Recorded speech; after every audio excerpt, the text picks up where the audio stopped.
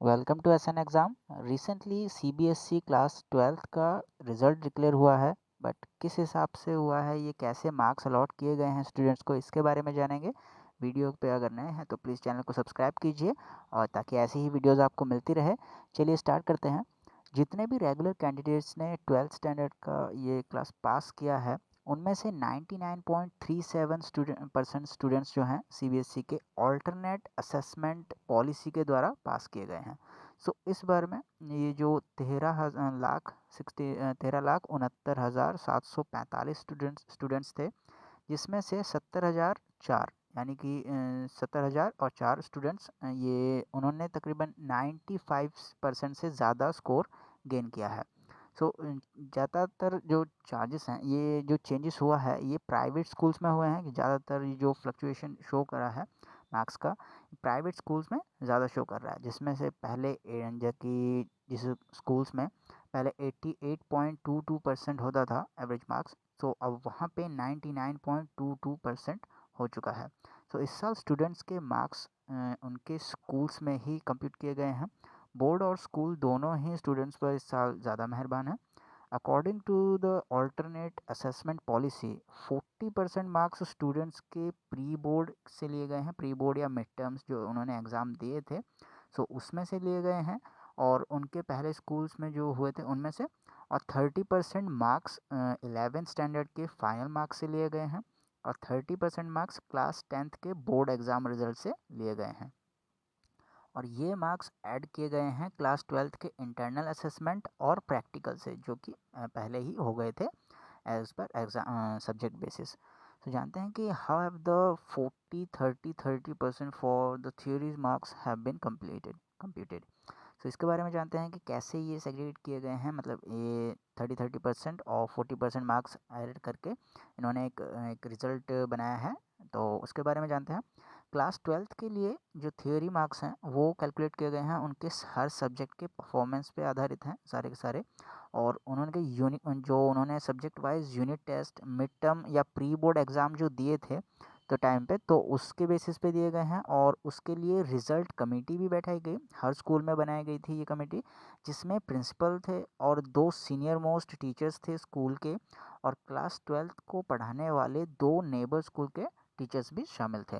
So class 11th के लिए computation जो हुआ, उसमें रिस्पेक्टिव जो सब्जेक्ट्स थे उनके फाइनल थियोरी एग्ज़ाम से लिए गए जो मार्क्स थे, उनके जो 2019 और 2020 के सेशन में जो मार्क्स हुआ था उनका सेशन, उसमें जो एग्ज़ाम हुए थे उसमें से 30% मार्क्स इन्होंने सब्जेक्ट वाइज पिक किए हैं।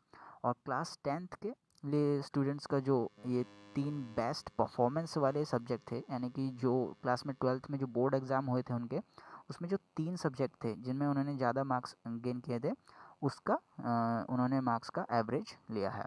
सो ये यूनिफॉर्मली हर क्लास में, हर 12th क्लास के स्टूडेंट्स को उनके सब्जेक्ट वाइज थियोरी वेटेज के अनुसार उन्हें दिया गया है। तो मान लेते हैं जैसे कि एक जैसे थ्योरी का जो मार्क्स है उसका स्ट्रक्चर मान लेते हैं कि मान लीजिए 80 नंबर मिले हैं थियोरी में।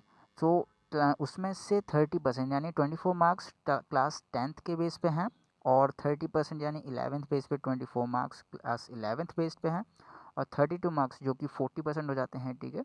सो ये क्लास 12th के बेस पे हैं। तो ये थियोरी के 80 हो गए और 20 मार्क्स प्रैक्टिकल के। सो इस बेसिस पे 100 में से ये मार्क्स उन्हें ऐसे मिले हुए हैं। और इतने इनसे जो कैलकुलेशन के बाद फाइनल टेबुलेशन कैसा होता है इसके बारे में जानते हैं। सो क्लास 12th स्टूडेंट्स, ये जो डिफरेंट सब्जेक्ट्स के डिफरेंट थियोरी के मार्क्स हैं, जो क्लास 12th के जो मार्क्स हैं, डिफरेंट सब्जेक्ट के डिफरेंट थियोरी के और प्रैक्टिकल के मार्क्स अलग अलग हैं। तो जैसे कि किसी में 70 मार्क्स हैं तो 30 मार्क्स प्रैक्टिकल में हैं, किसी में 75 मार्क्स थियोरी के हैं तो 25 प्रैक्टिकल के हैं। ज़्यादातर स्कूल में इंटरनल असेसमेंट और प्रैक्टिकल हो चुके हैं, और जिनमें से भी कोई उनके बचे हुए हैं, जिस भी स्कूल के बचे हुए हैं, सो उन्हें कहा गया है कि एग्ज़ाम्स ऑनलाइन कराने के लिए, तो ताकि वो जो बचा हुआ काम वो कंप्लीट करके वो अपना रिजल्ट भी घोषित कर सकें। So what is the standardisation process that has been conducted. So school level variation के हिसाब से इंटरनली कंडक्टेड एग्ज़ाम के मार्क्स का इंटरनली मॉडरेट किया जाएगा, और ये स्कूल्स के बेस्ट परफॉर्मेंस हैं जो कि लास्ट 3 साल में किए गए थे। तो लास्ट 3 इयर्स के बेसिस पे जो उनका परफॉर्मेंस था और बोर्ड एग्ज़ाम में, तो उसको प्रेफर करते हुए इंटरनली मॉडरेट असेसमेंट किया गया है।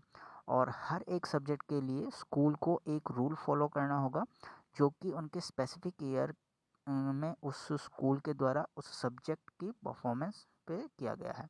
यानी कि जो उन्हें सब्जेक्ट बेस पे जो एक स्कूल है, जिन भी स्कूल ने जो मार्क्स दिए हैं, जो उनका स्पेसिफिक सब्जेक्ट है, उसका रेफरेंस ईयर बेस पे लेके उनमें से ही वो कैलकुलेट किया जाएगा। और सब्जेक्ट वाइज मार्क्स असेसमेंट जो 2020 और 2021 सेशन के लिए स्कूल का रेफरेंस ईयर है, मार्क्स ना उसके 5 मतलब +5 या प्लस माइनस की रेंज में ही रहना होगा। मतलब उससे ज़्यादा ये मार्क्स नहीं दे सकते और उससे कम प्लस माइनस करके उससे कम नहीं दे सकते हैं। और 2020 और 2021 सेशन के लिए जो ओवरऑल मार्क्स एवरेज है एक्सेस किया गया है, वो रेफरेंस ईयर के ओवरऑल एवरेज मार्क्स से एक्सीड नहीं होना चाहिए बाय 2 मार्क्स। तो ये एक स्ट्रक्चर उन्होंने बनाया ताकि बिना जो एग्ज़ाम नहीं हो पाया पैंडेमिक की वजह से और स्टूडेंट्स को पास भी करना ज़रूरी था, तो उस बेस पे इन्होंने ये दिया गया। बट मुझे लगता है कि मतलब एग्ज़ाम होने चाहिए थे, ताकि वैसे भी ऑनलाइन बेसिस पे ही होने चाहिए थे, ताकि एटलीस्ट स्टूडेंट्स अपना बेस्ट दे सकें। आपकी क्या राय है, आप प्लीज़ कमेंट बॉक्स में बताइए। और वीडियो अगर पसंद आई है तो प्लीज़ लाइक कीजिए, चैनल पे नए हैं तो चैनल को सब्सक्राइब कीजिए। जल्दी मिलूँगा अगले वीडियो में। धन्यवाद।